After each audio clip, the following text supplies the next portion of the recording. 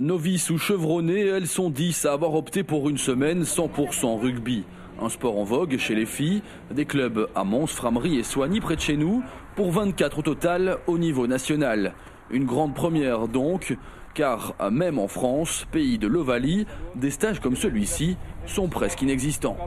Oui, absolument rare. C'est, à moins que je me trompe, absolument unique en Belgique. En tout cas, j'ai absolument aucune connaissance d'une action qui était menée dans ce genre-là. Il faut dire que jusqu'à il y a peu de temps, il y avait très peu de filles de moins de 18 ans en Belgique. Maintenant, on a quand même une explosion au niveau du nombre d'affiliés en rugby féminin et aussi plus particulièrement dans la catégorie de moins de 18 ans. Donc, je pense que maintenant, on peut entreprendre ce genre d'action qui n'était pas possible jusqu'il y a peu de temps. Et ce mardi matin, les filles ont découvert des exercices un peu particuliers expliqués par Anne-Sophie Jurat, élite francophone en judo. Deux sports différents, mais pourtant pas tant que ça finalement.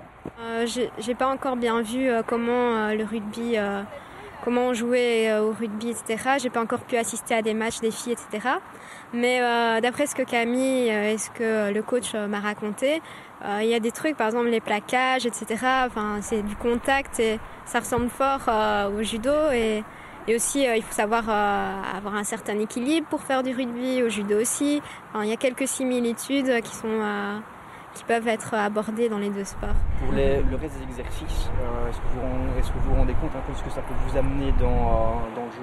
C'est une judokate, donc on apprend à pouvoir tomber sans se faire mal, toutes des choses comme ça, pouvoir bien se gainer avant de tomber pour éviter de se froisser des muscles ou de se faire plus mal qu'autrement. On apprend surtout la technique au plaquage et surtout tomber au sol, enfin comment se comporter au niveau des duels et tout ça.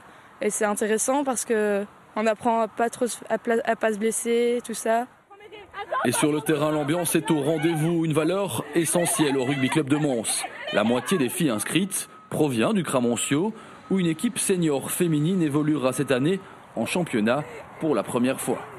C'est-à-dire qu'ici, on est justement en train de recruter des joueuses, donc on accueille volontiers les débutantes qui souhaiteraient justement un petit peu faire un sport qui change de l'ordinaire, puisqu'on pense rarement à proposer aux filles de jouer au rugby. Et je trouve que c'est justement un plus que ça se démocratise et qu'il y ait moins de clichés à ce sujet-là.